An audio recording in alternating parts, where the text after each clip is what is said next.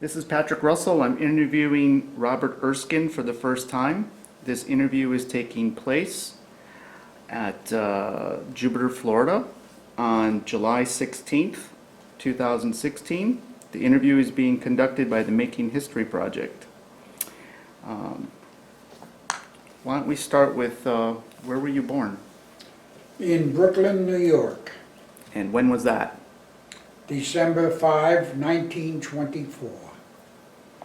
And tell me a little bit about Brooklyn back then when you were growing up as a kid. What was that like? I thought it was a wonderful place. It had all the things that a young boy would appreciate. The school system, I think, was wonderful. And so I just loved Brooklyn. And of course, its accessibility to Manhattan and New York itself, and all the pluses that a big city like that has. And tell me a little bit, what was your neighborhood like? Your block, your street? Well, we moved often, I have to say. You'd have a 1 or a 2 year lease in an apartment house, and then you moved again, and then you moved again and again. So I moved quite often, but it was always in Brooklyn. All right. And how big was your family? My father and mother, and I had an older brother. Okay. And how old was your brother? He was 4 1/4, almost 4.5 years older than me. All right. And how old were you when World War II started? Oh, I'm guessing 17. All right. And you were going to school at the time? When it started, I think I was still in my last year of high school. Which high school did you go to? James Madison. Did you play any sports? Pardon me? Did you play any sports? Yeah, I was on the handball team. Handball was a big sport in those days, and I was a star on the handball team. Okay. And I was too short for basketball, I'm sorry. We had a fine basketball team. We were city champs a couple of years in a row. And what's your ethnic background? My parents were born in Russia. My father came initially to Canada, then he, as a teenager, late teenager, and then he came to New York by himself and went to work and never left New York, and he married my mother in New York. Do you know where he was born in Russia? I don't think so. And what was your father doing at the time that the war started? He was a dress manufacturer, women's dress manufacturer in Manhattan. And what did your mother do? She was a housewife. And that was typical back then. Very typical, right. Wonderful parents. Brought you up, not strict, but not too easy. You had to do the straight and narrow. Okay. And so before the war started, you're 17. You probably were still in high school. Right. What were your plans? To go to college, of course. And what did you want to do? Well, I thought I wanted to be a sports announcer. Okay. I don't know why, but I loved listening to the Dodger baseball games. And at that time they had Red Barber, and he was fabulous. She knows everything. And so I thought that that's maybe what I wanted to do. So I thought I would like to get into journalism in college. All right. And then the war started. So we had Pearl Harbor. And how did you feel about the U.S. getting involved in World War II? Well, it was shocking. We didn't even know. I remember listening on December 7th. All we had was radio in those days, of course. And I remember listening and the announcement of the war, of Japan attacking us at Pearl Harbor, and none of us in the family had ever heard of Pearl Harbor. So it was shocking to us. We all ran to the Encyclopedia Britannica to find out where and what Pearl Harbor was. It was shocking. And what happened as a result of that? Did you enlist or get drafted? No, not at all. I was still too young to enlist. I was under 18, and that's what, you had to be 18 or more. So I went to Brooklyn, I graduated high school. My brother was studying pre-med at Johns Hopkins University in Baltimore. And I just continued a normal type life. Okay. For a year or so. I went to Brooklyn College, did I Yes. mention that? Right. And you were doing journalism? Well, it was a liberal arts. Then, it gets a little complicated, but I had an uncle that owned a large mink ranch in New Hampshire. And he and my father concluded that it might be that I would be a partner in that when I grew up. So they suggested that I study veterinary medicine. So I applied to the University of New Hampshire, and they had a agricultural school and pre-veterinary. So I went to University of New Hampshire. I spent a term and a half at Brooklyn College and then transferred to the University of New Hampshire. And what was it like going to college while the U.S. was at war? Well, I entered into ROTC in college, so I got a little taste of military, if you will. And it was too overwhelming. The war was getting stronger and more violent, and I was losing all my friends who were either drafted, they were older than I was or such. And I got to the point of where I felt I had to enlist. So, frankly, my parents didn't know this, but I went to the draft. Oh, I was deferred. I was then over 18. And it was an automatic draft. But I was deferred because, believe it or not, pre-veterinary and pre-medical were deferred. I don't know why, but were deferred. But I went to the draft board, I remember it, on Kings Highway on the second floor, and I told the lady there that I would like to forget my deferment and I wanted to enlist. And I remember distinctly her saying, "Oh, what a brave young boy you are." But I had lost all my friends. All my friends were older than me. They were all gone in the service. And so that's how I got into the service. I had been at University of New Hampshire only for a full semester, and then I had started the second semester there when I enlisted. And what was it? Was the whole country talking about the war? Oh, no question about it. So No you were question there about it. Because it affected 100% of America. If for no other reason than all the quotas, gasoline you could only have 4 gallons a week, you could only buy so much meat, so there were restrictions all over in the United States.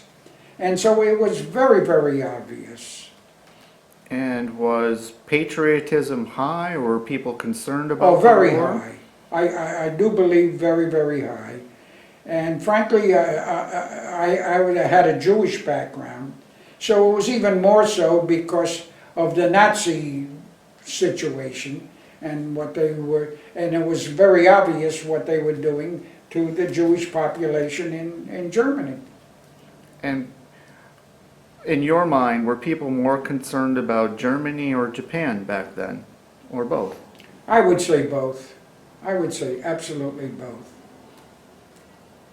So you enlisted, you Yes. gave up your deferment, and how did your family feel about you going into Oh, the they army? were unhappy about it, no question about it, but they accepted that.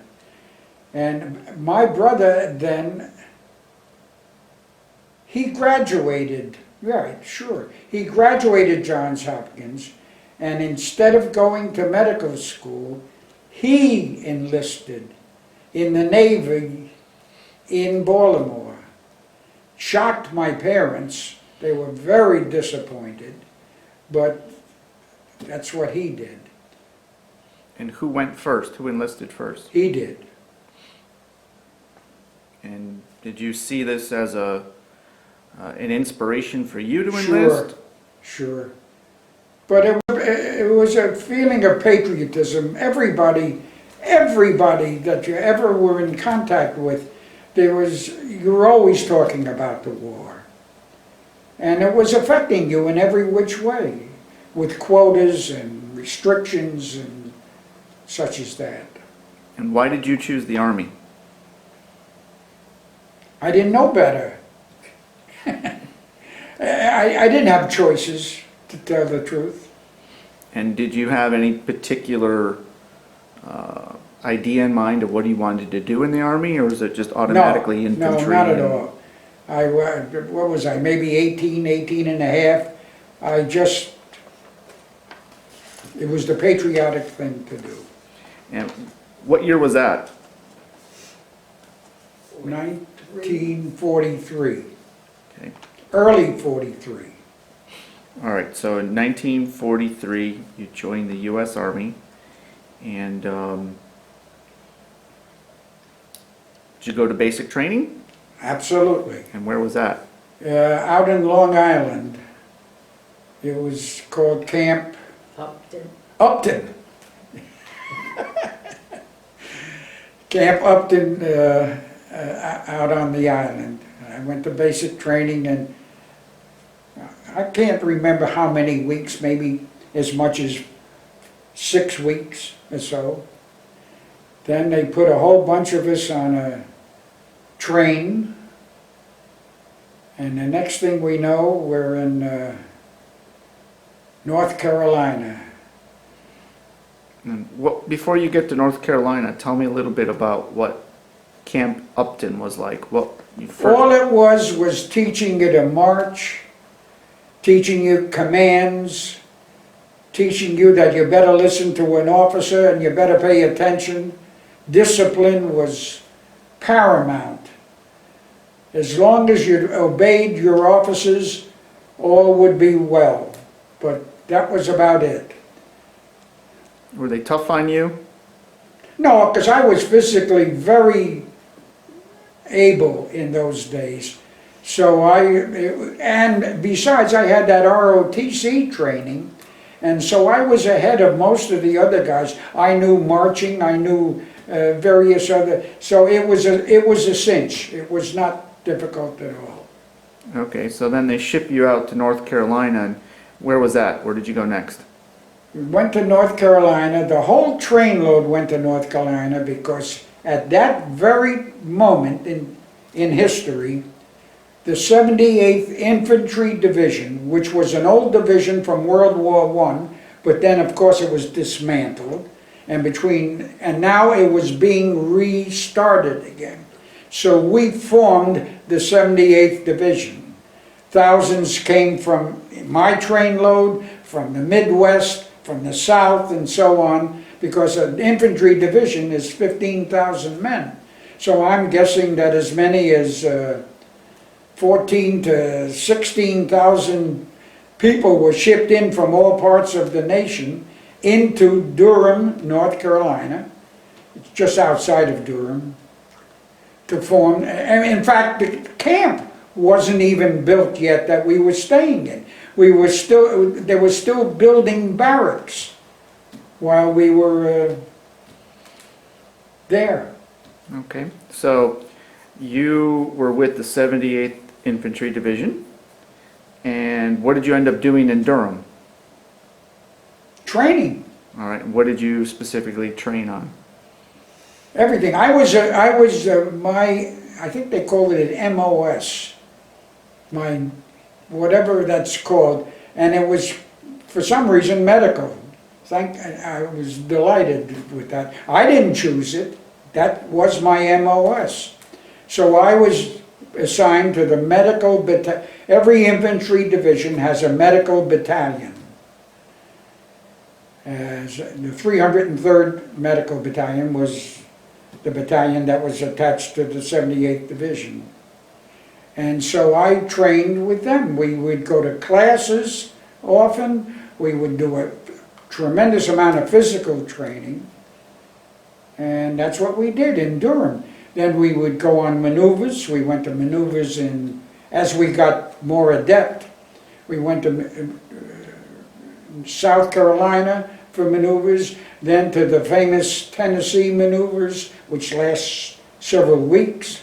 And those are very difficult war condition maneuvers, where you'd go through in fact, quite a few guys who died, were killed by accident or drowning or whatever on maneuvers. And we were fully trained. It took us, must have been there well over a year. Based in Durham, but I remember once I was assigned, I guess I did pretty well, so I became a PFC right away. And, I remember my brother, by that time, became an officer in the Naval Air Force, and he received a pass before going overseas to home, and so I got permission. I got a 3-day pass to, because of my brother being there. By the way, that was he was killed in the war. His plane was shot down and all of his crew, he was a pilot, he and his crew were all killed. That was the last time I ever saw him. What was your brother's name? Eugene. And he was a pilot for what type of a plane? It was, in the Army we called it a B-24. The Navy called it a Liberator. And they had an 11-man crew. The Army had a 10-man crew for that. The Navy had an 11-man crew, and he was the co-pilot on a B-24. Where was he shot down? In the Pacific. They didn't go like the Army with whole squadrons. They went on individual. The Navy pilots went on individuals, sinking Japanese ships. It was their mission. And so you're training in Durham for about a year now. A good year. And you said that you've taken some classes and you're in the medical battalion. What type of classes are you taking? Oh, they sent me, many classes in Durham, but then I was sent just myself and one other guy from the 78th, from the 303rd, George Thomas. He's the guy that Tommy hated so much. And I was sent to Springfield, Missouri to the O'Reilly General Hospital for 2 weeks of specialty training there. What type of training was that? Well, you learn about all the bones in the body. We got to watch a lot of operations in the operating room. They're on soldiers and such who were sent back from Japan or wherever. And so you get a taste of the ugliness of war. And at that time, what was your duties in the Army? I know you were in the medical battalion, but what were they training you to be? A medic? Yeah, Okay, so a medic. And, you stayed within the battalion at all times. all right. And how was that? Before that, you had no medical training, correct? None. All right, so about how long did you receive training to become a medic in the Army? For a good year. A year. And most of it would be triage, correct? Getting, Yeah, I would say so. Yeah, most of it was. and that was tough work. Yes, well, but we also, a lot of it was because, remember, we're in an infantry division. We're not in some hospital. So a lot of it was, that we had to go through obstacle courses and all kinds of, a tremendous amount of physical training on hikes and such as that, with full field packs, and a lot of physical training in between the medical classes and such.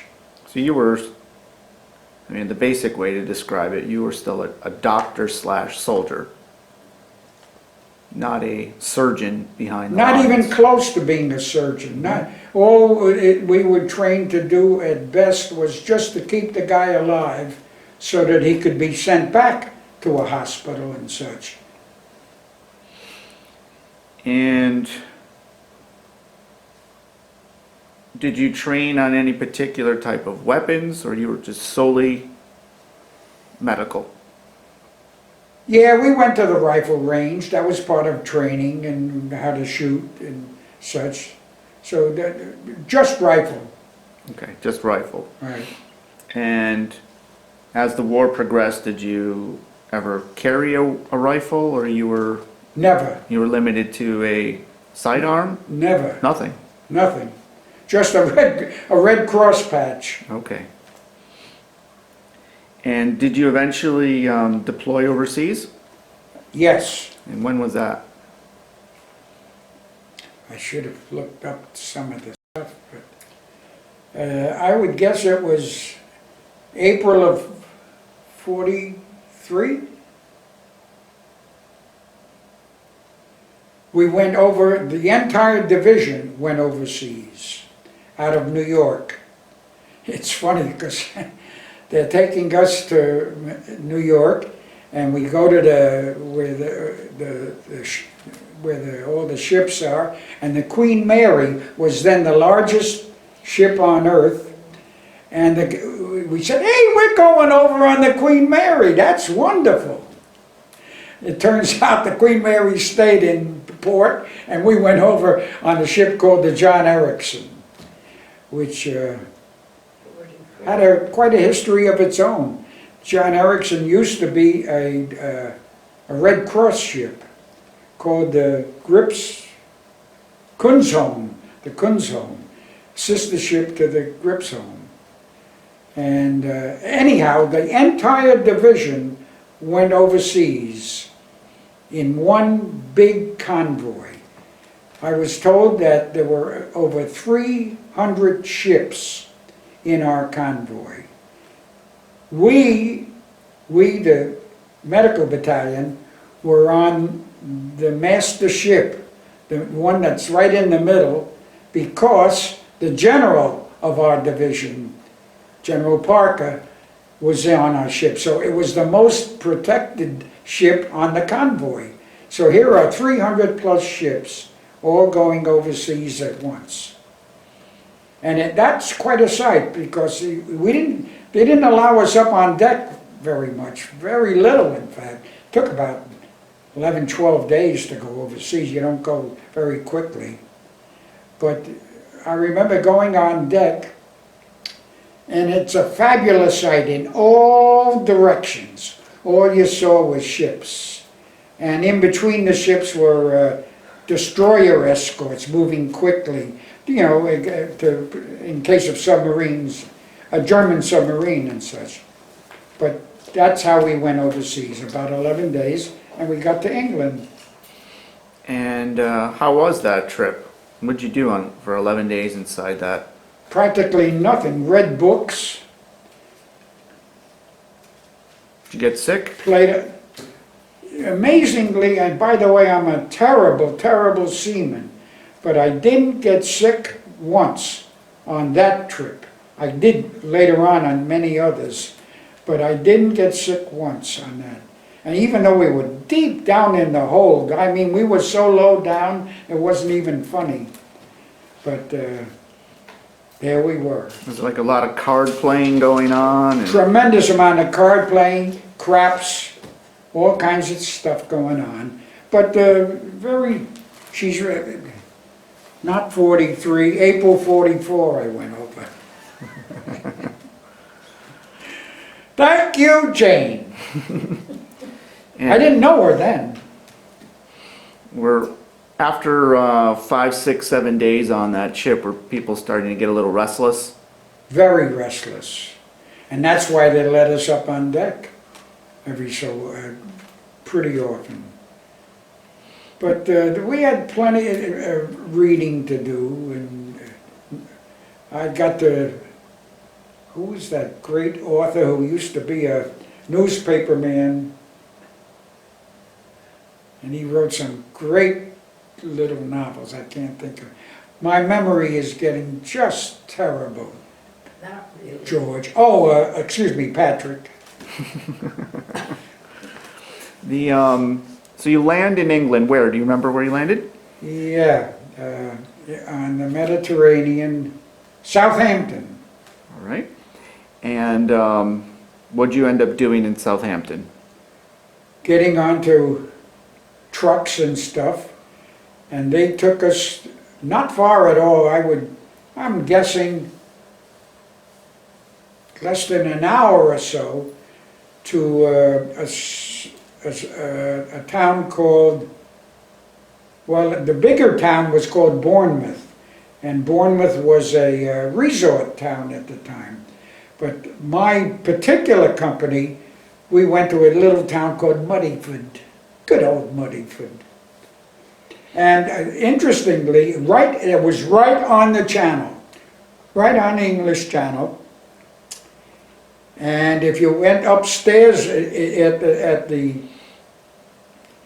unit that I was in, it was like a 2 or 3 story home. We were told that, who wrote Ivanhoe? Scott? Sir Walter Scott wrote Ivanhoe. That's where he sat, looking out over at the water, the English Channel, and he wrote Ivanhoe in that that exact unit there. That's where my company was billeted. And were you quartered with English families? No, This is just a we building. took over the entire area. Of course, we would get free time. Oh, Christchurch was the name of the town just outside of Muddyford was so small, it was a village, just a village. And we would go to Christchurch if we got a pass. And there would be pubs and English people to chat with and enjoy the English countryside, so to speak. And did you do any training at Southampton area? I don't recall doing any training at all. I guess we were just waiting for orders. All right. And did those orders eventually Well, come? I'm sorry. We did train in that they wouldn't just let us wander around. During the day we had a march, or we had this kind of or that, but nothing really. Just to keep us out of trouble. And did you ultimately ship out? Yes, we ultimately went back down to Southampton. And from there crossed the channel to France. And when was that?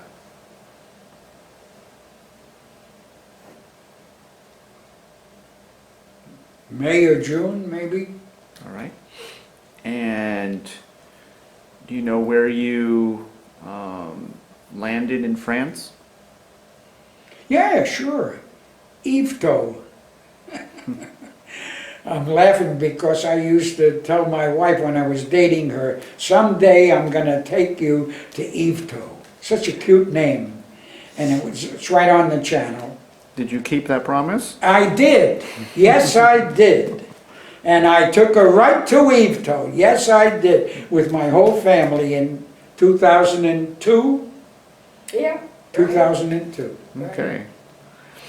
All right, so you land in Yvetot, and is this, how is this in relationship to June 6th, the Normandy invasion? Much later. All right. It was much later. By that time, the Americans were deep into France, All right. advancing. And where is Yvetot in relationship to Normandy? Right near where the Seine River empties. What's the big... My memory's getting so bad. Names I know so well, but what's the big seaport there? Le Havre? When we went, Le Havre, very near Le Havre. Okay. All right, so you arrive there, and what happens next? We pitched tents. I can only speak locally. I can't speak for an entire division. I can only speak for my little D company, so to speak. We were in big fields because I guess there was no room for us to stay in housing of any kind. So we had to pitch pup tents, 2 in a pup tent. And we're in big, I remember we were in a big field there in Yvetot for maybe 3-4 days. I remember it rained a lot, and it's no fun being in a pup tent when there's a lot of rain. But the French citizens we would visit with them in the town of Yvetot. If you got a pass. But it lasted about 3-4 days. Then the entire division got on, we got on boats on the Seine River. Talk about getting seasick. We got on LSTs. And it was like one after the other, after the other, after the other.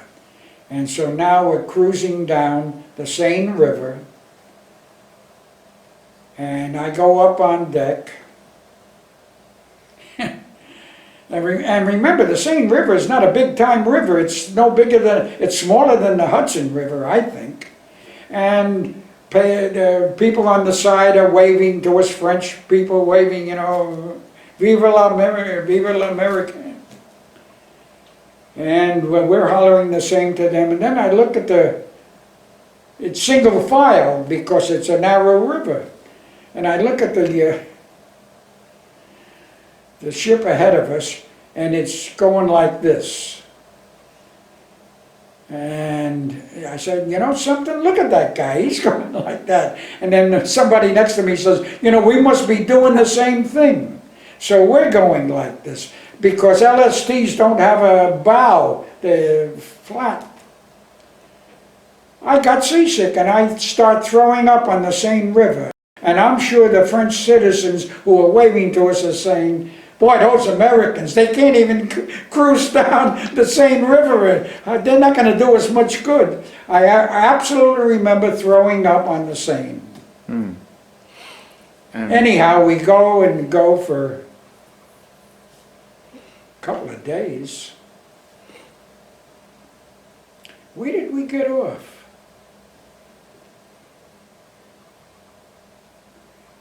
I guess we got off at a railroad stop. Then we all get onto 40 and 8s, they called them. They're like cattle cars. That's another big mistake because we didn't know better and we weren't taught better. My company, D company, is assigned one car. And we all got duffel bags, you know, all filled up with everything we own. So foolishly, they say, okay, D Company, you're in that car. And so we throw all our duffel bags, pile them up in the car. And that takes up about at least a third of the volume of the place. Then here we are, 100 and something guys got to go in. There was no room to sit down because we took what we should have done was made a layer of the duffel bags, but we didn't. We just piled them up and took away all that space. We were in that train for at least 3, 4, 5 days and nights, making stops every now and then to relieve ourselves. Never sat down once. Everybody was standing up at all times. I remember some of the officers who were ex-doctors, so those were guys in their 30s maybe even 40s. They suffered. We were all, you know, guys 18 to 22 years old, so we could handle it physically. But they were just miserable, the few officers in my train. And going through France,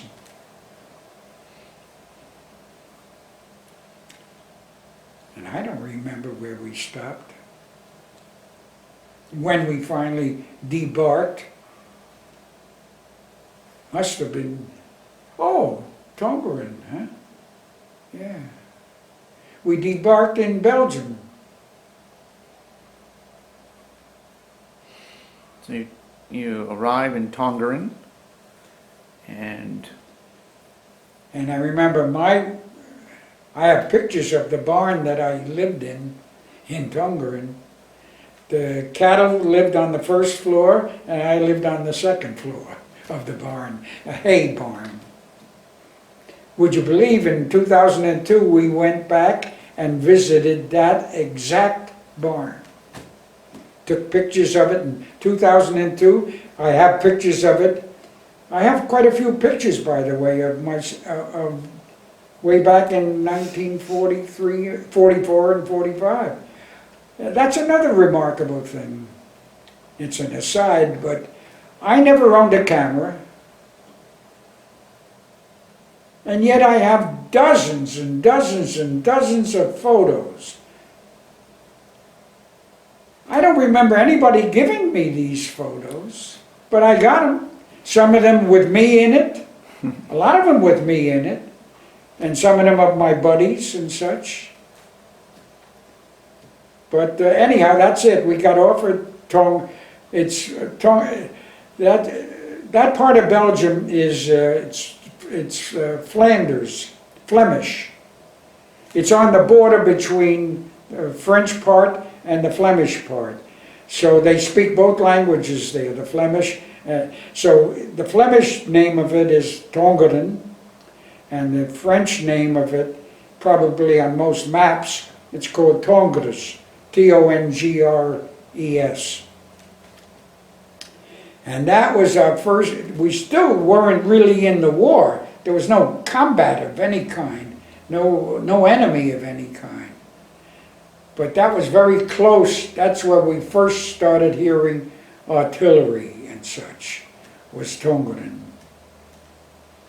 And what did you do in Tongeren? Stayed alive, just waiting.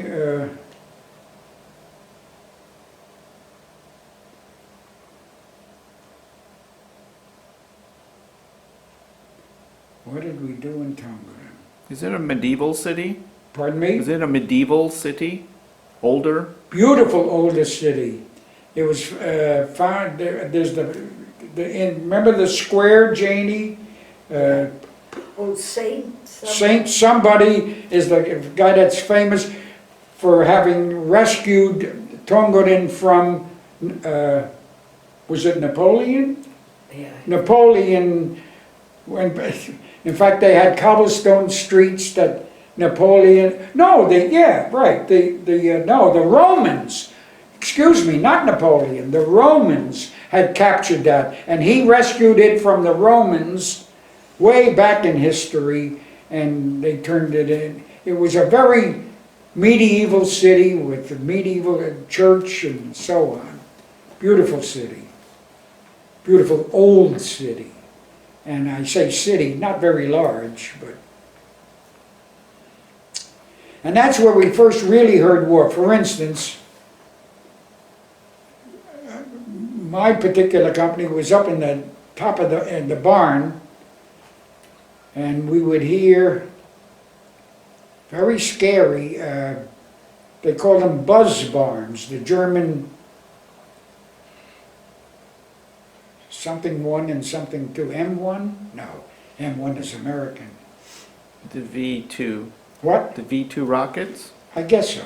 V1s and V2s. The V1s were going, that's when they were sending them over to Flanders, to Antwerp. The Germans were, and Tongeren is in the direct path, and we would, you could see these things. They have a big, they're very noisy, they sound like a Model T, very, very noisy, and they have a tremendous amount of fire coming out of the back, like a cross of fire, and they went right over the barns. Luckily, they didn't aim them for, they didn't care about Tongeren, they cared about Antwerp. So there was a lot of rattling going on, and the cows and the horses didn't like it either on the first floor. But that was our first introduction into, hey, this is going to be serious, isn't it? And what's the time frame when you're in Tongeren? Do you know the months? I would say August, maybe even September. Okay. We were there a while.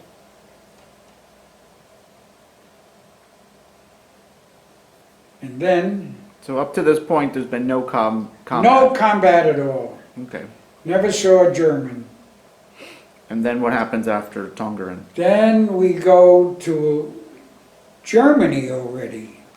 The edge where Belgium and the Netherlands, Holland and Germany are right next to each other. And we went to a town in Germany, right, called Rotgen.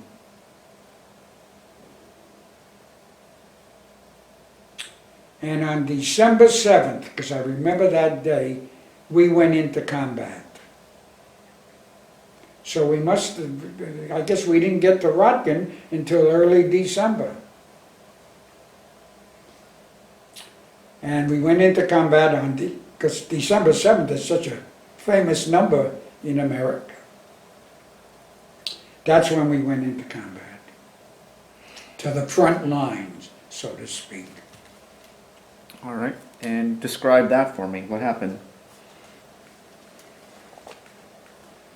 Well, I was, at that time, I was in the Medical Battalion. I had already been assigned, I became a corporal. And the division psychiatrist, I was in Company D of the 303rd Medical Battalion. We were called a clearing station. In fact, the way it worked was you had the aid men up front, then you had the collecting stations, of which there were 3. A division is 3 regiments. So the collecting stations, there were 3 of them, 1 assigned to each regiment. They would get the wounded, and then they would filter the wounded to us, the clearing station. Only 1 for the entire division. And so we started getting casualties. Then along comes December 16th. And that's when the Germans started the Bulge. And here we are, we're already in Germany. They broke through just below us. We were the 78th Division. We'd already been in combat for a week or two. The outfit just below us, the 106th Division, was brand new. They just moved in the day before. And the German intelligence knew that, and I guarantee you that's why they broke through there. That's where the breakthrough into the Bulge was. Because I know, even now, guys from the 106th, they admit they were in battle for hours only and they were captured. Within hours they were captured. They move into combat and the Germans broke through there. At the very same time, we got a lot of casualties too, because the breakthrough was north of us. At the time, the 78th was assigned, I don't know if it's boring or not, we were assigned to attack a town called Schmidt. Schmidt was on the head of the river, the Ruhr River, and there were big dams there in the Ruhr River. And the story was, we the American Army can't cross the Ruhr River without having control of those dams. Because if the Germans released the water, it would create a floodplain well over a mile wide. Doesn't mean we couldn't cross it, but it would take weeks to build ships, to build craft and such, pontoon buses, pontoon and such, to cross it. So it was critical to attack Schmidt. And that was called the Erskine Forest, where we were. Some say the Erskine Forest was the worst battle of the entire war. I've read reports from guys that were on D-Day that said Erskine was worse than D-Day. Well, they may not have been at the exact wrong spots in D-Day. The Erskine Forest is a terrible place. Billions of trees, 5 feet from each other. So no tanks could ever go in. There was no such thing as roads. No tanks could go in. It was hard to, not even jeeps or anything. At any rate, that was our mission, to capture the dams at Schwammenel Dams, they were called, 3 dams. I took my family there, and the guide took us right to where we could see the dams, right? Yeah. On the Ruhr River. All right, so on December 16th, you were north of where the breakout is. And what happened? Right. What happens? Oh, we got quite a few German wounded. We actually took care of some German wounded. How far are you from the breakout in the front? Maybe 2, 3, 4 miles. I can't be specific. From the northern end of it. But remember, there was a tremendous resistance at Erskine and at Schmidt. Several divisions in the fall of that year tried to attack Schmidt and never could make it. Always got pushed back. We were the first ones to capture Schmidt. And when was that in relation to the Battle of the Bulge? How far afterwards? Late December. And there was Yeah. never a concern that you were going to get surrounded in the Battle of the Bulge? Only at the very first few days were we concerned, but then it was obvious they were pushing themselves northwest. They didn't care about us at all. The Germans were pushing deep into Belgium. They didn't care about Aachen, and that we were next to the town of Aachen also. city of Ardennes, or Rotkin. But our headquarters were Rotkin. Okay, so during the Battle of the Bulge, you're taking in casualties and you're just doing triage at that point, Right. and then Absolutely right. getting them back to a hospital somewhere. Our biggest problem, believe it or not, after the first few days of the Bulge, because then the Bulge is past us, and they're pushing their ways deeper into Belgium. Our biggest problem was the weather. The weather was sheer horror. It was freezing cold, lots of snow. We didn't have proper equipment. We didn't even have overcoats. We also didn't have camouflage uniforms. Germans did. They had all those things. They had the proper machine guns. We had the wrong ones. We had water-cooled machine guns which would freeze and weren't working. They had air-cooled and they were okay. They were much better equipped than we were. But anyhow, we generated, because here we are, we're still fighting to get Schmidt. So we're losing dozens and dozens and dozens of guys from frostbite and a thing called trench foot. I got trench foot. I still have ice cold feet all the time, toes. And a lot of what we call combat exhaustion. Now they call it, I forget what it's called now, guys that get too shaky to handle things. We called it combat exhaustion. I worked for the division psychiatrist, so I personally was in charge. I was the enlisted officer in charge of all the of all the combat exhaustion guys, and we had hundreds of them. I don't mean dozens, I mean hundreds of them that we had to send back. And the big thing about sending them back, once they leave the clearing station, they're lost to the division. We have no idea when we're going to get a replacement. So it was critical for us to determine, could we patch him up within a day or two? Most you can keep a man was 2 days. Could we patch him up within a day or two and then send him back to his outfit? Or, of course, release him to a field hospital.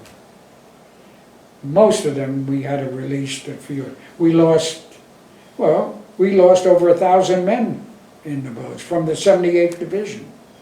Dead, 1,000 men dead. But I treated mostly combat exhaustion guys. I had quite a few guys under me.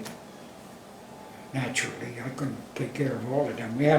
We built big tents outside of Rotkin. I took my family, again in 2002? Yeah. I took them where I stayed in Rotkin. Sure enough, there were people living there. They were shocked when I told them I slept right here for days. But that's it. I treated mostly combat exhaustion cases. And were you ever actually in combat on the front? No. So you were back dealing with the consequences of that. Back from, the artillery fire would be coming at us, but not small arms fire. Except during the first days of the Bulge, they had sent through a lot of guys dressed in American uniforms and such. And we were very sensitive to soldiers that we would bump into. We had to change the password every 12 hours or so. But almost never any small arms fire. Thank goodness. And were you ever involved in any combat yourself? No. And were you ever injured? No, not, except for Trenchfoot, that's not injured. Did you have any interactions with any of the Germans? Yes. Tell me about some of those. Well, not in, well, you mean citizens? Well, tell me about either. some of the citizens. No, I made it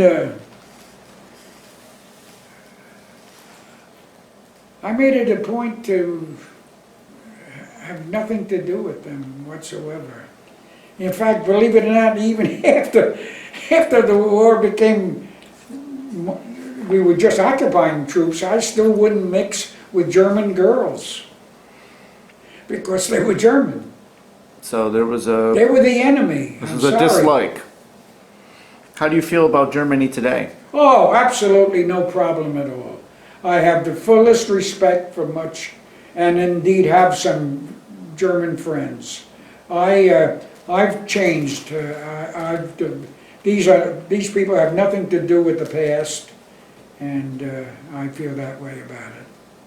But at the time, it was very ugly, and of course we would bump into their SS troops, because they wore SS things on their patch.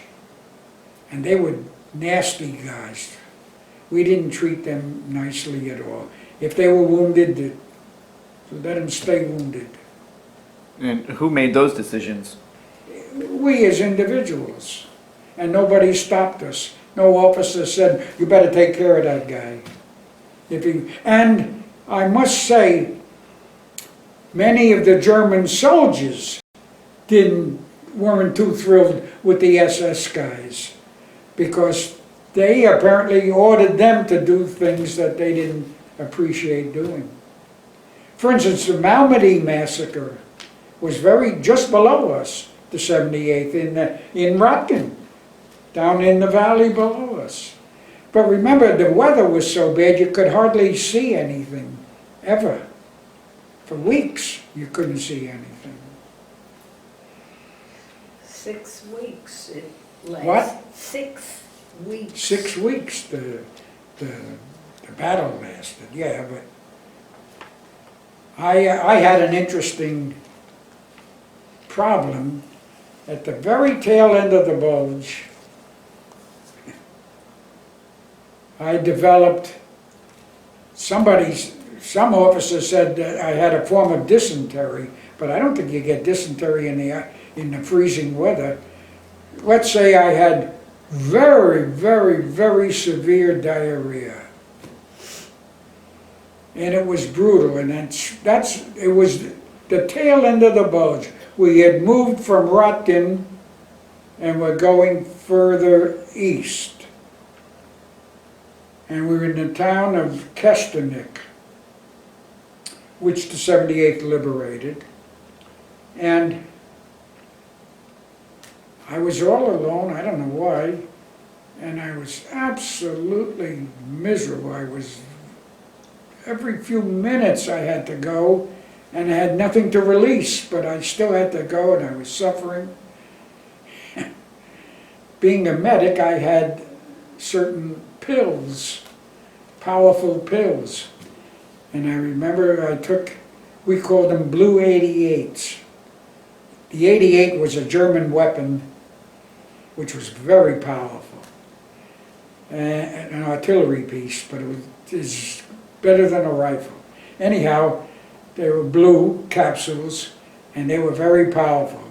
And I just wanted to, if I never woke up again, I would have been happy, because I was that miserable. We were on the go, we were just advancing. I took a Blue 88. The next thing I know, there's a nurse, a female nurse, pulling a needle out of my rear end. I'm in a hospital, and I'd be willing to bet it was Al Sewer's hospital, because that's had to be near us. Yeah, could be.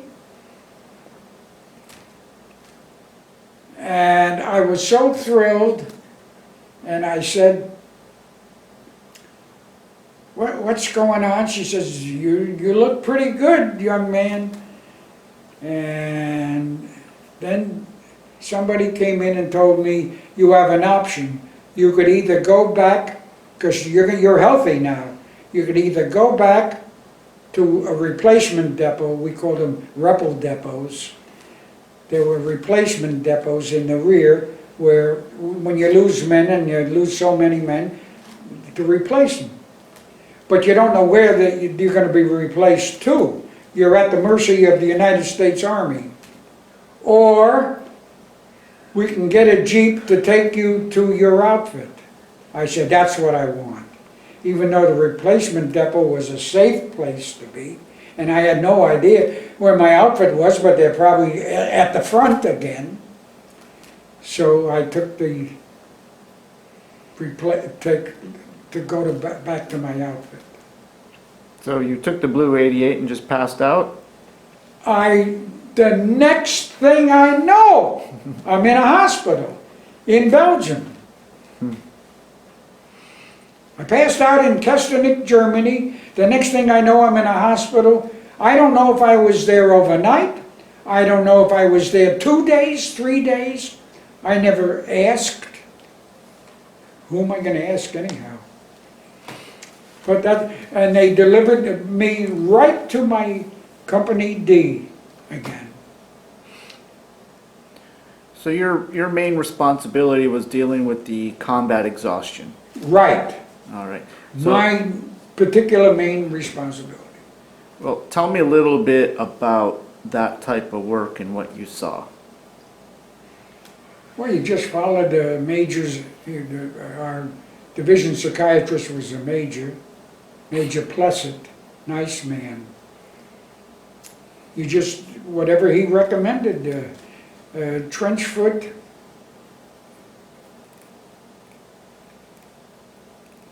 but I didn't treat that much. I did the combat exhaustion.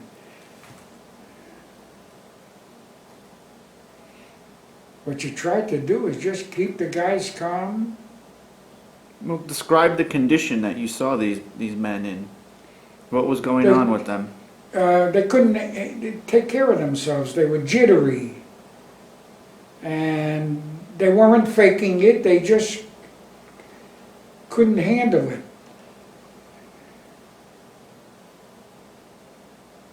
I can't recall. I remember I used to give them shots of when you have insulin.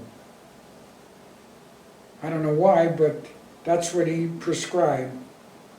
So I used to give them shots of insulin quite a bit in their arm, and that would calm them down to some degree.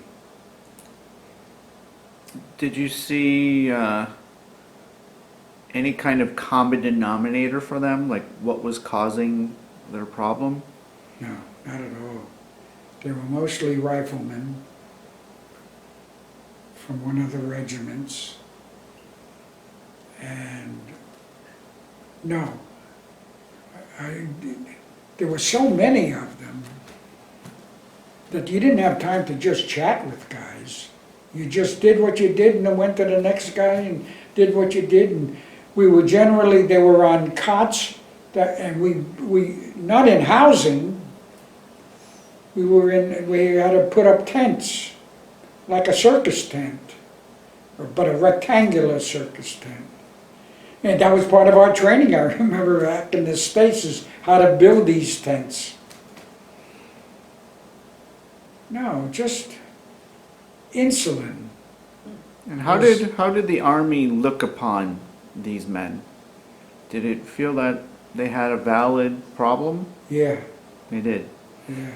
Do you recall hearing about General Patton having an incident with a soldier that had combat exhaustion? Yeah, and I disagree with the Patton, very much so. Yeah, because these weren't phonies. These men were absolutely incapable of being a soldier. They couldn't handle themselves. And were they excitable by loud noises? Oh, very much so. So you had to keep the place quiet, I'm assuming? Well, you couldn't keep the place quiet. The artillery was artillery. What about sudden movements that made them nervous? Absolutely. I remember a little side issue. Because of the bulge, we didn't get medication from our normal source. And because we were north, we were next to the British Army. The British Army was north of us, Montgomery's outfit. And so we got supplies from them, medical supplies, for the period. And for some reason, no excuse on my part whatsoever, I guess I'm the guy that did all the shooting in the arms, because I don't remember any of my assistants doing it. I get this new supply in, and it's not, you're not used to seeing what it says on it. It's in English, because it's British, but I read it as if you had to give the guy 5 cc's, and I gave him 5 cc's of it. And then I said goodbye, and about 1 o'clock in the morning, one of my assistants wakes me up from my, and says, "Sergeant, did you give so-and-so?" He brings the bottle in and he shows it to me. And I looked at it more carefully, and I read it wrong. It's totally my fault. It was something like there were 50 units per cc and there's 10 cc in it. I read it absolutely wrong. I gave the guy 5 times the dosage that I was supposed to give him. And thank you. I don't even know who one of the replacement guys is the guy that came to me to tell me about it. I don't even know, he was a kid. Make a long story short, I realized that's serious. 5 times is too much. I went and woke up the major and told him about it. He said, "Oh, that's bad. He can go into what we call insulin shock." I said, "Oh?" And he says, "And that's real bad. He becomes like a monster." So he recommended, in fact, he went with me.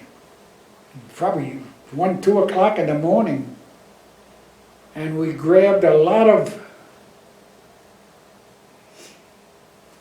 juice from the kitchen, from wherever the kitchen was, which had a lot of sugar in it. Orange juice, some kind of grapefruit juice. I don't know what kind of juice it was. And he says, "Keep giving this, wake him," the guy was out of it. He says, "and make him keep drinking it." And so we did that. Oh, and then he assigned 2 other guys. He says, because if he breaks out of this and goes into insulin shock, he's going to be a monster. And so you're going to need several guys to hold him down, because he was a pretty big guy. I don't know why I'm telling you this, because I could go to, because it all ended up fine. We gave him enough that the guy slept through it. The next morning he says, "All I remember is, boy, did I do a lot of drinking." But he never got into insulin shock. But all night long, for hours, we're feeding him juice. Waking him up, making him drink it. How, I looked much more carefully at every single pill or bottle I ever gave to another human being. how successful were you in treating your combat exhaustion patients? Have no idea. I lost most of them. When you say lost, meaning they went back to the Back to replacement? hospitals. There By not far, many. most of them. Yeah. Almost 90% of them I had to send back. And what typically would happen to them back there? Would they I ever have make no it to the idea. front? Back to a hospital, I'm guessing. A guy like Sewers might know. Hmm. He was in a direct chain from me. He would be the, based on what the little he told me, he would be the guy. And what other treatments would you provide to soldiers? So you helped with trench foot, any other triage for wounds? Yeah, well, a lot of my wounds we would take care of. Just spill a lot of sulfur on them, tie them up and send them back. Or either way, send them back to the front or back to his out, to a Repel depot. But since you were attached to a psychiatrist, primarily your work was with the combat Mine was, exhaustion. right, so I didn't really take care of most of the wounded. But there were wounded that were also combat exhaustion cases. And he was a major, you're the psychiatrist, correct? Right, Major Plessett. All right. Did he ever discuss with you what he thought about the combat exhaustion? No. No, the division between me, a sergeant, and him, a major, I'll be honest with you, was day and night. He was a fine person, but absolutely a superior officer who just talked business and that's all. And he just gave you We never got instructions? even remotely friendly as people, as two people. After all, I'm what, 20, 18, 19, 20 years old, and he's a man in his, deep in his 40s at least. We had nothing in common. And were you given a criteria to diagnose combat exhaustion? No. So how did you know what it was? The guy had an EMT tag on him, emergency medical tag, I think it was called. And that's what it said. So somebody else already diagnosed the person? Right, a guy from either collecting station or up front. And was it a fairly consistent flow of combat exhaustion cases into your What do you mean by area? low? Flow. Flow, yes. Yeah, because of the weather too, I guess. I guess that helped to give them combat exhaustion. When you're freezing and freezing and freezing and you're miserable, I guess it's easier for your mind to go a little bit upset. Because really, the weather was disastrous. There was no sky at all. There were no airplanes whatsoever. We dominated the air, but we didn't have a single plane up there. I don't mean once in a while, I mean 7 days a week there was never an airplane.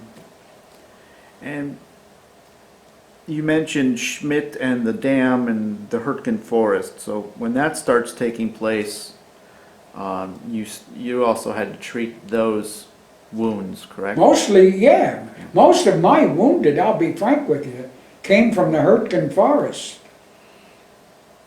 rather than from The Bulge. the Bulge. The poor, although we're part of the Bulge, we're not the Bulge. And did you make it into the Erskine forest? Oh, absolutely. And you saw a lot of the carnage there? Absolutely, right. And it was so obvious that how can you fight a war in that area?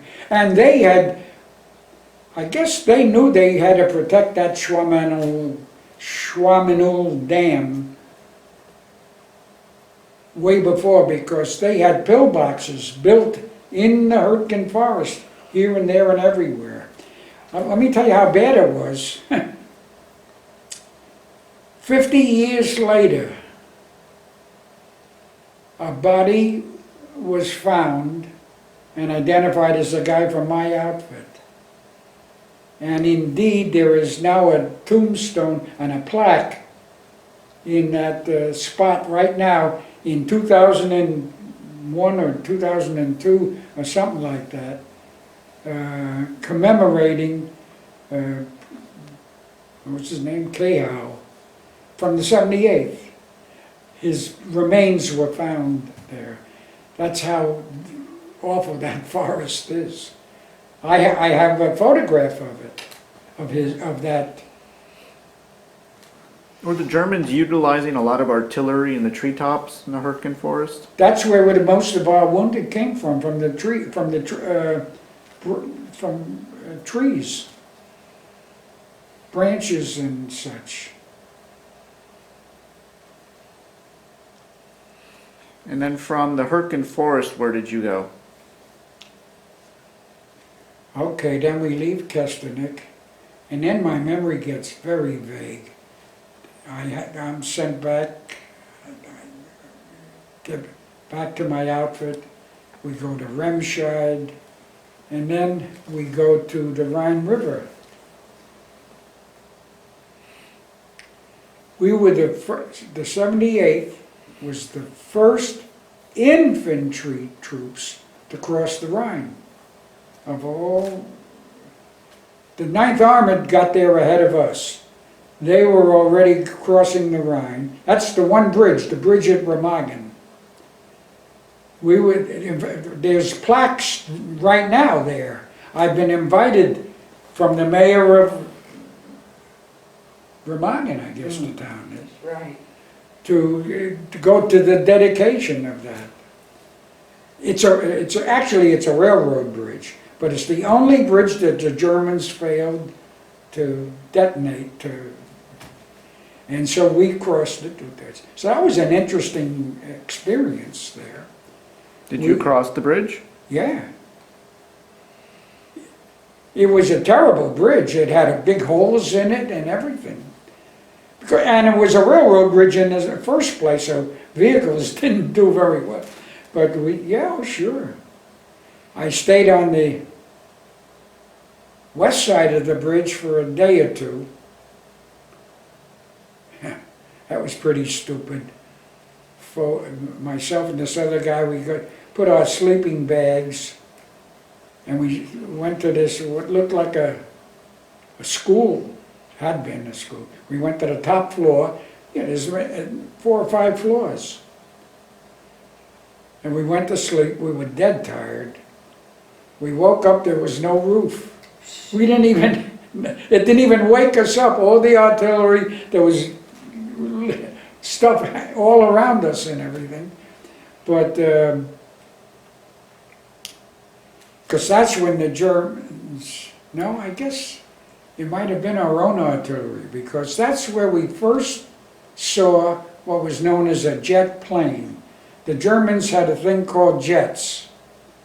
We had propeller-driven planes.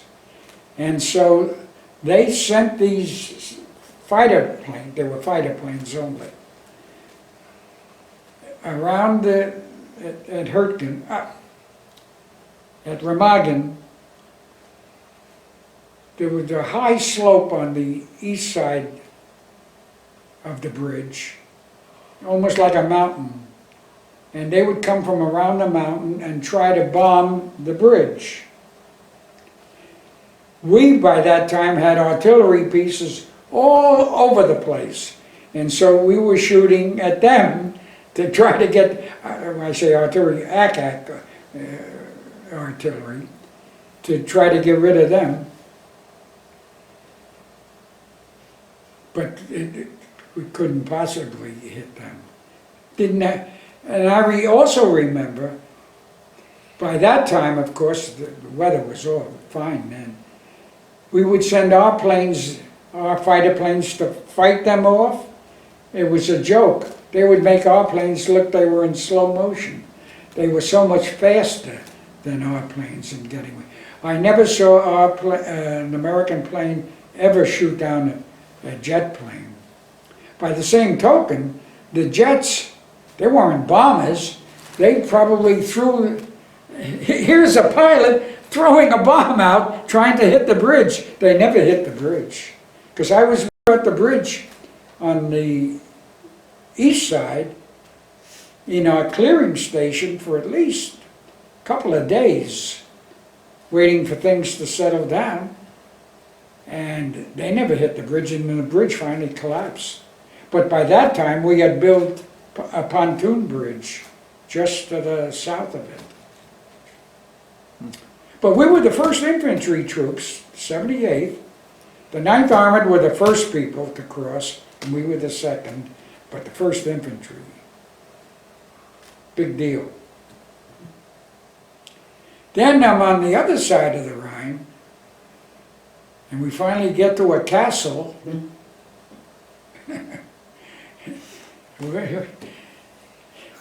I remember we're in this castle. It's got wonderful furniture, but it's nippy weather, so we're throwing the furniture in the fireplace to get warm.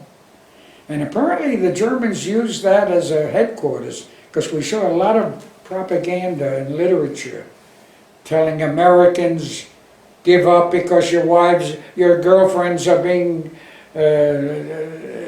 raped by other people, and all kinds of literature. I saved a lot of it, but I threw all of it. Where was this castle? You remember the city? Where was this? On the other side of Remagen, Okay. in a town called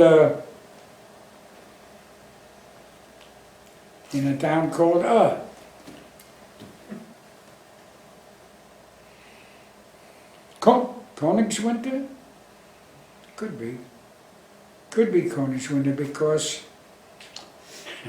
that's where I became a hero to the Company D. How did I become a hero? You met him, Hoffman, Karl Hoffman. He was a truck driver in our D company. He says, come on, let's get in the truck. We'll go up this, I see there's a road up to the top of the hill. So we go, a very stupid thing. How do we know? Remember now, our front line is now maybe 4 or 5 miles past. We're not under small arms fire at all. But there could be a contingent of guys up there. We go up this mountain, and it's a circular road up the top of the mountain.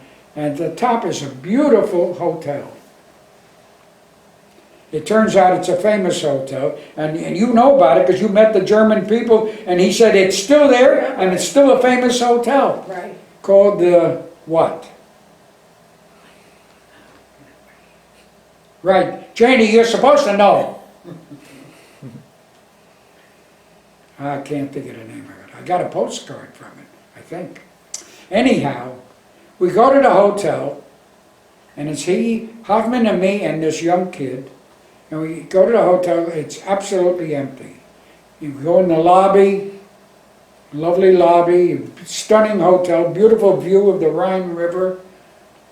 We go in the kid goes down in the basement. He says, hey, come on down. We go to the basement, loaded with wine. Hundreds and hundreds of bottles of wine. A lot of it marked for wear-marked use only. But anyhow, we just filled up the 2.5-ton truck. That's what we were, with the bottles of wine, brought it down to D Company, and believe me, for the next 2 days, D Company had a wonderful time during the war. And that made you a hero. And that made me a hero. And Hoffman. And the kid, I almost see his name, but I can't think of it. But that was that. And where'd you head out from there? By that time, there's no question, we're totally winning the war. It's just a matter of time to physically keep going towards Berlin, where the 78th is capturing thousands of Germans who are surrendering. Most of them by that time are either kids or old men. Very few real soldiers. They're in uniform, but they're either 12 years old or less, or men in their, well, I call them old men, but probably in their 50s and 60s and even more. And they're all surrendering as we keep moving towards Berlin. And then the 78th was in I don't know where I was when the war ended. European War. I know we celebrated, but I'm not sure. But then we're occupying troops. We're now occupying. And we were mostly in what had been a tourist type area in the hills way east of the Rhine, west of Berlin, of course, a little bit on the northern end. And we're taking baths in their baths, salt baths, and having a lovely time, but we're not allowed to intermingle with the Germans. And we're just keeping things under control is what we were doing. How long were you on occupation duty? Not terribly long, because one day the somebody comes and says, Captain Richards wants to see you. And I go into Captain Richards and he says, I got news for you, Bob. Your father sent us a note or something. Your brother was Missing in the Pacific. And this was early May, I guess. And so I got bad news for you. Then that's when I found out about my brother being missing. I remember I wrote a lengthy letter to my parents trying to calm them to some degree. Mm-hmm. And indeed, that's the only time I left the 78th. What happened was apparently no, the war wasn't over yet. Yes. Was it? Oh, sure. Yeah. May. No, I mean In Europe, May 19th. well, in Europe, yeah. But no, at that time, I'll never forget how I found out about the atom bomb. We were all in, they're showing us a movie. Not just D Company, but it must have been maybe the whole battalion. You're still in Germany. Still deep in Germany. Still on the way to Berlin, more or less. And, no, not on the way, because we're in there, we've been there for quite a couple of weeks, trying to, police that area and get rid of all the Nazis that are there, the mayors of the little towns and burgs. And so, they're showing a movie, and I swear it was Fred Astaire and Rita Hayworth, a musical. And we're sitting in like a big roundhouse.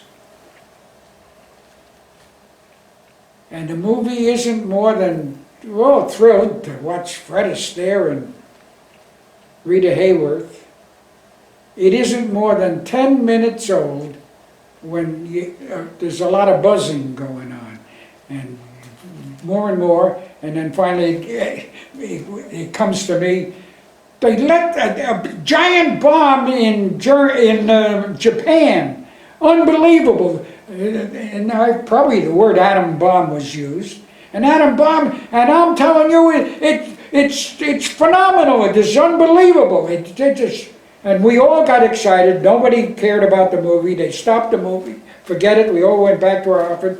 And within days, the war was over.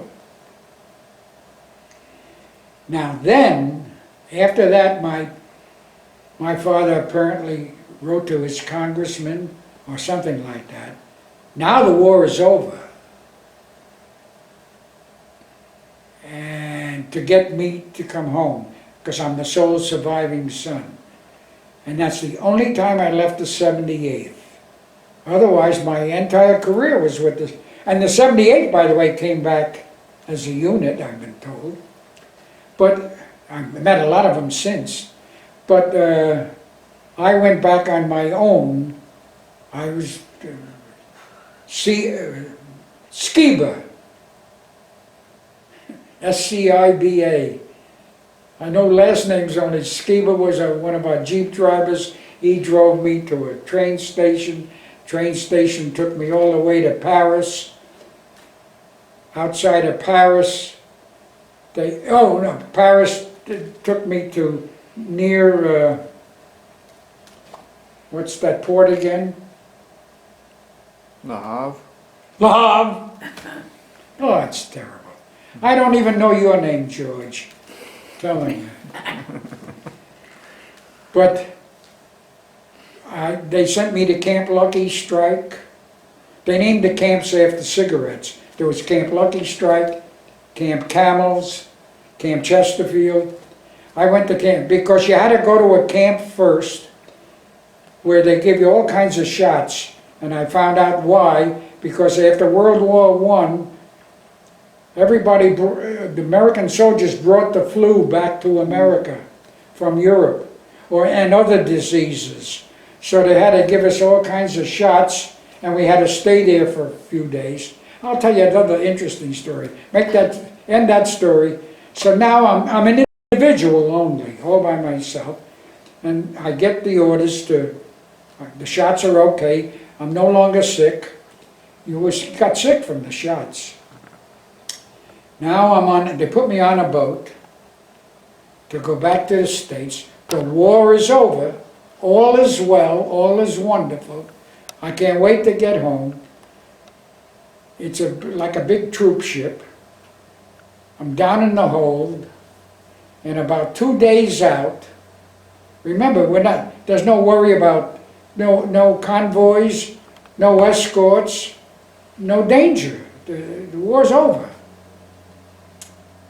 So they said, we're going to show you guys a movie. Go down to D hold, and we'll show you a movie. No, I'm wrong. Excuse me, let me back up. We're about 2 or 3 days out, no more than 2 days, and they make an announcement. We're very sorry, but the rudder is jammed of the ship, and we can't move. So we're floundering in the ocean. We've sent for destroyers to come from Portugal. They're going to come and pick us up because we're still close to and tow us back to fix the rudder. In the interim, before the destroyers even get to us, they fixed the rudder by themselves. So it took us 14 days, I think, to get back. But my point is this. While we're stagnating in the ocean, ships going like this, right?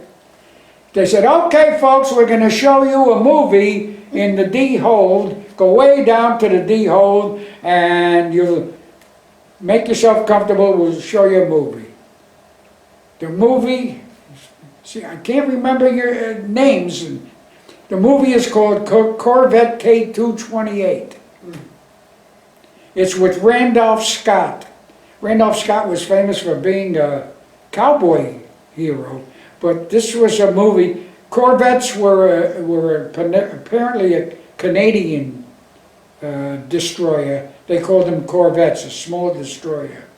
And that's what he was in charge of. Now, the whole movie is taking place in the ocean. He's in a Corvette, and the thing's going like this. You're watching a movie where the wild seas fighting Germans, submarines, and guys start getting sick. And I mean, in that hold, I'll bet you 200, maybe 300, 400 guys are throwing up at the same time. Because you're watching a movie that's turbulent as hell. I mean, there's a few things where he meets his girlfriend and everything, but when they're out there fighting the German U-boats, they're having wild. So it was a terrible trip back because we all threw up. And it took about 12, 14 days to come back. Wow. Interesting sidelight. When you were in the occupation duty, what were you doing, given that you were part of the medical Absolutely battalion? nothing. A waste of time. Total waste of time. I'm going to tell you something I've only told one other guy. I shouldn't talk about that. at that time, I can't think of the officer in charge of D Company. He had been a clergyman and then became a doctor in civilian life. And he was now our commanding officer. And he announced that we would offer free circumcisions to any of the troops. He was a firm believer that a circumcised man would please his wife much more than an uncircumcised man. He was convinced of that medically.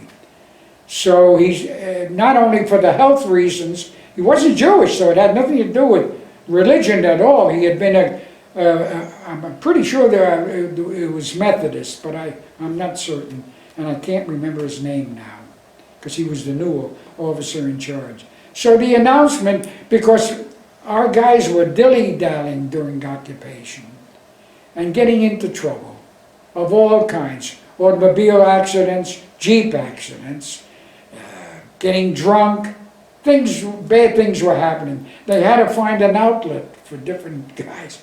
So he made that announcement to the 78th. Would you believe dozens and dozens of guys came?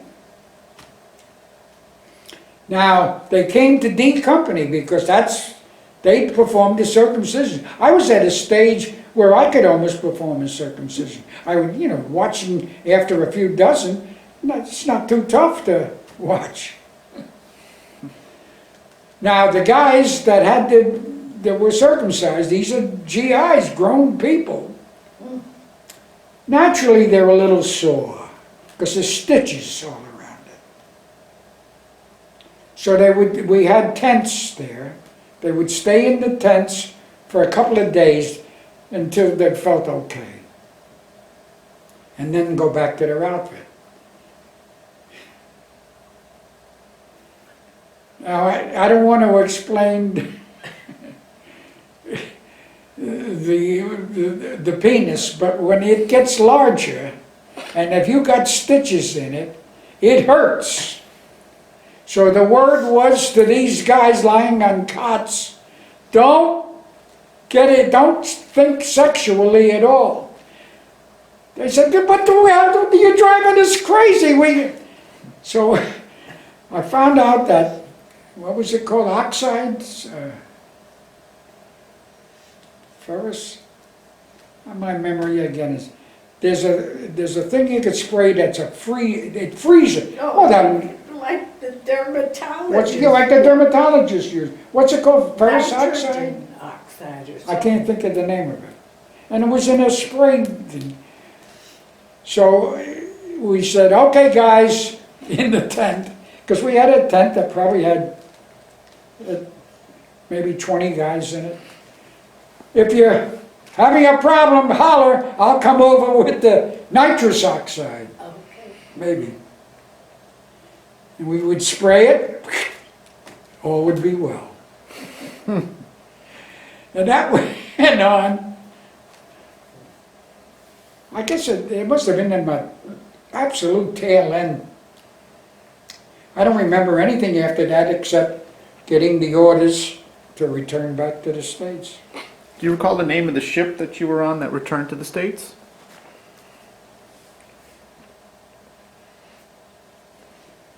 Well, I think the ship going over was the John Erksine. I can't recall the name of the ship coming back. I didn't come back to New York. For some reason, they took us back to Boston. Came to Boston Harbor, and then we took the train to Fort Dix, which is in New Jersey, outside of New York. And I say we. I was a loner, but I was with other soldiers that I wasn't friendly with. Didn't know. And how was it returning home? Wow. Did they have participate in any type of a parade or? No, because you come home individually. No, I didn't come home with the well, I came home, because remember, we're still in the service. I came home on a 45-day furlough. I didn't come home to be discharged, on a 45-day called rest and recuperation furlough. Again, my father must have arranged that. Now, they're discharging soldiers on the basis of points awarded. You got so many points for being in the service, so many points for being overseas, so many points for a battle star, so many points for various things. And it was a point thing, and I didn't have enough points at that time when they sent me back to the States. So I got orders, at the end of your 45-day furlough, you have to report to Camp Crowder, Missouri. All right. So I get off, had a wonderful time, and I'll tell you how, I had a wonderful time at home with my parents and so on. I go to Camp Crowder. By that time, I'd had more than enough points, because as the time goes by, the points are being lowered to let more soldiers being discharged. By that time, I had had enough. So I go all the way out to Camp Crowder, Missouri, to get discharged, to come all the way back to Brooklyn. Pretty silly on the Army side, but that's the way it was. But I remember when I get to Fort Dix from overseas. I go in the train through the Holland Tunnel to Manhattan, get out on 42nd Street, Times Square, Grand Central Station, and I want to go back to Brooklyn. And I want to go back as fast as I can, so I want to take a cab. And I kept hailing, it was evening, kept hailing cabs. Nobody would stop for me. They don't want to pick up soldiers? I don't know. So I figured, I know how to go by subway. So I go in the subway on 42nd Street, and I keep putting my nickel in the turnstile, and it keeps bouncing back. And I keep putting the nickel in the turnstile, and it keeps bouncing back. And it went on for about 2-3 minutes. I can't understand it. And finally a person said, "That's 10 cents, young man." It had been raised to 10 cents in the year I was gone. So I put the dime in, and I take the subway back to Brooklyn to my parents. That was quite a meeting. It was late at night. I'd say maybe 10, 11 o'clock at night. And how was that? First time they've seen you in several years. In a couple of years. You were in your uniform? Oh, yeah, because I wasn't discharged yet, remember? Okay. I'm in absolute uniform. Pretty uniform with all my medals and everything. And what was your highest rank? Pardon me? What was your highest rank in the Army? Sergeant. Sergeant. They made me a sergeant after the Rhine River crossing because we took the wounded back on pontoon bridge, because the Remagen Bridge was a one-way bridge only, everything going in one direction. You couldn't go backwards on it. So I did a few nice things there, and I earned a Bronze Star for bravery. What was the nice things that you did? Bringing the wounded back to hospitals. Under, fire and those jet planes coming over, never even coming close to the bridge. You could imagine, you literally could see them throwing, well, I can't say you could see them throwing, but it was just a bomb, hoping it would hit the bridge. Flying at what, 400 or 500 miles an hour? And our planes are going 200 miles an hour, trying to hit them. But then, we didn't use our planes. We had so many Hackett guns all around that they were shooting at them. That's what it probably put the bridge under, the debris from the Hackett. Mm. Anti-aircraft, I couldn't think of the word. So tell me what medals you got as a result of World War II. Well, I got a medal for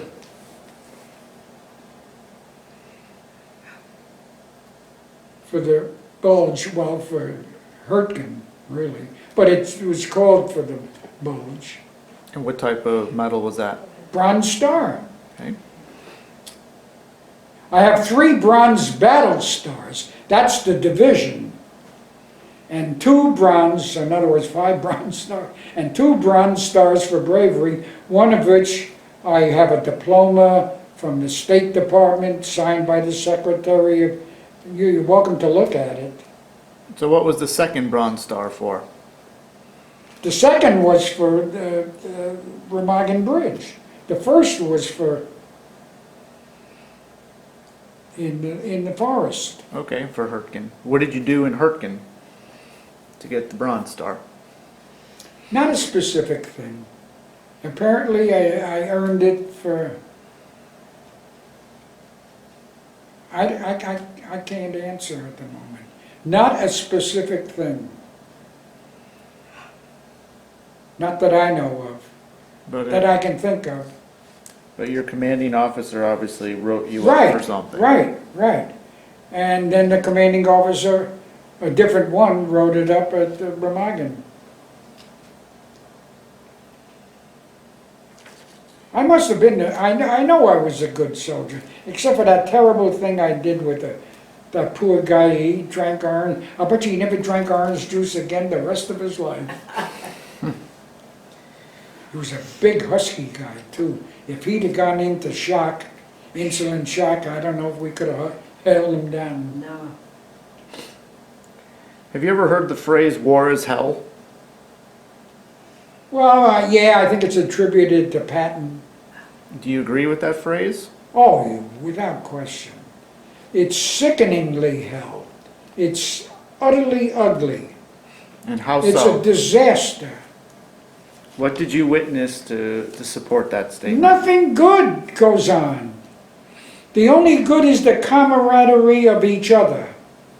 Otherwise, you're always on your toes, you're always, you know, I never once, in all the time overseas, thought about a nice thing. About, oh, what am I going to do when I get back? Oh, isn't it fun to play basketball again? Oh, nothing good. Just live for day to day and survive. And there's nothing nice about that. It is hell. And you're always on your guard. Even if you're not in front of a rifle, there's always 88s coming over at you. Yes, I fully accept that statement. Sure, we had some very nice, and especially in training, we had some lovely times together, and there's some nice events. I had, even in the occupying, not in occupying, because I didn't mingle with the Germans whatsoever. It was still too bitter and too close. But with the Belgians, we were wonderful. And with the Dutch, we were wonderful. And I took my whole family over in 2002. They treated us like king and queen and the court. I mean, from breakfast, from morning, the moment you wake up, until the moment you went to sleep, we were treated superbly. I love those Belgians. And that's 14 years. We still correspond. I just got a lovely postcard from Jackie, one of the Belgians, a couple of weeks ago. He goes on, what is it, Veterans Day? what was Memorial Day. Memorial Day? He goes to a cemetery that's very near where we were, billeted, near Tongeren. He's from a town next to Tongeren. And they decorate every single, it's an American cemetery. There's 7,000 and something graves there, a lot of them from my outfit. They put an American flag in front of every single one of them. And I mean, it's an exact place, and they have a ceremony. We are their heroes, and still are their heroes to this day. And they teach their children that. Their kids are told how we liberated them and how we did things from. This Tongeren was under the German yoke for over 5 years. They were considered a German town. What's his name? The guy from Marcel. He was only 8 years old. He said, when the Germans took over, he said they took away all our textbooks and gave us German textbooks and said, you're German now. That's all there is to it. And if we catch you saying one word of French or one word of Flemish, you're going to be punished. And they treated them very harshly for the 5.5 years that they occupied until we liberated them. And so I say to you, right now, you want to look at people that love America, it's the Belgians and the Dutch that were in that general area that we liberated, that to this day treat us in a saintly manner. And I'm proud to be an American with them. Mm-hmm. And they still send me Christmas cards every year without fail. Many of them do. And that's it. I send them also. I keep in touch with quite a few of them. Good. Did you experience any trauma from the war? No, except for loud, sharp noises, like a truck door or even a car door. If I didn't see it and it slams, that's all.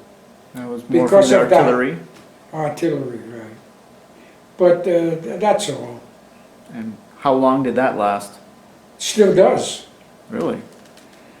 Well, no. But it certainly lasted when I used to date you, I remember. Really? Every now and then, I met Jane at Syracuse University right after the war, immediately after the war. And it used to bother me a lot then. I wasn't scared of her, but I was scared of the car door. And that was the only symptom? You didn't have any type of That's all. nightmares or? No, I didn't have any remotely anything like combat exhaustion, the jitters. The only problem I still have Your feet. is sleeping at night, like last night, knowing I'm going to talk about the war. It bothers me. Really? What part of it bothers you? I just can't, trying to remember. I have terrific gaps from when, for instance, from when I was shipped from the hospital back to my outfit, back all the way to the edge of the Remagen Bridge. I don't have any memory of anything. That had to be weeks. I don't remember. I have a lot of. My only problem is if I watch a movie like Private Ryan, I think that one is done very well. I can't sleep that night, so I don't watch any kind of war movies. It gets you thinking back to that time period? Undoubtedly, definitely. But that's all. It's very minor. And did you have any close friends that died during the war?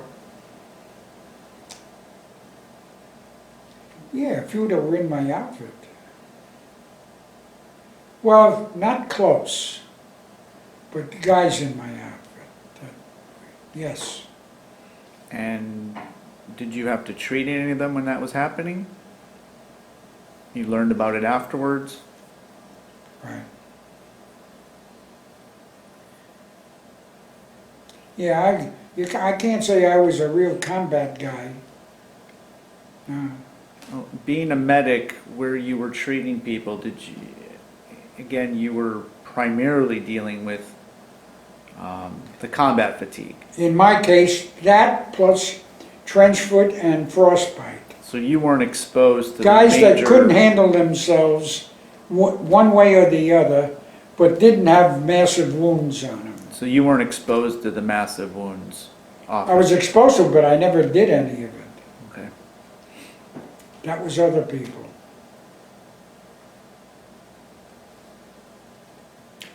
I You was, think- in my humble opinion, extremely lucky to have been selected to be the guy to work for Major Pleasant.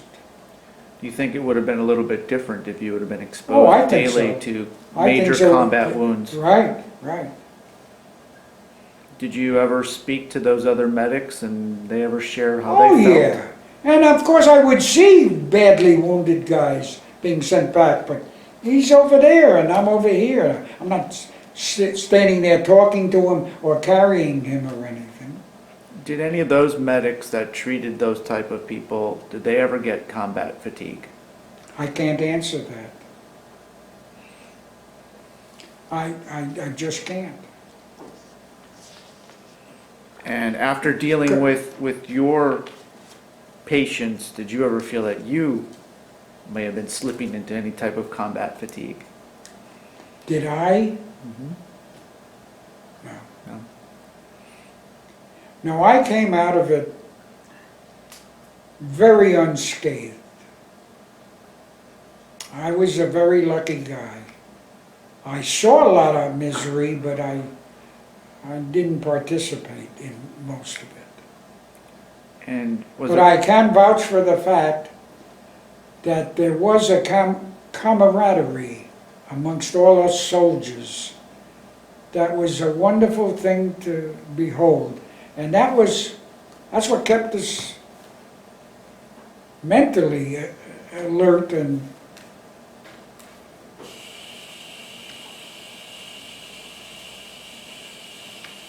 is there anything from your experience from the war that impacted you when you returned home?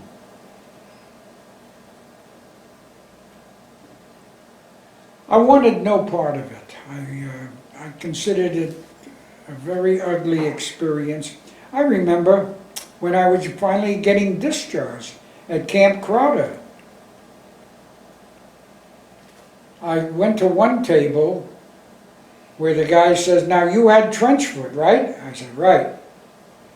He said, "If you want, we can test you to determine how bad it is, and you can get a what's it called? Pension? No. Disability? Disability." I said, well, how would I have to go about that? He says, "Well, you got to go back to the outfit. You can't get discharged now, and the doctors in time will examine you and test you, and then you'll go through all of that, but we're telling you that before you get discharged." I said, "No, I'd rather get discharged." So I said, "Okay, continue on."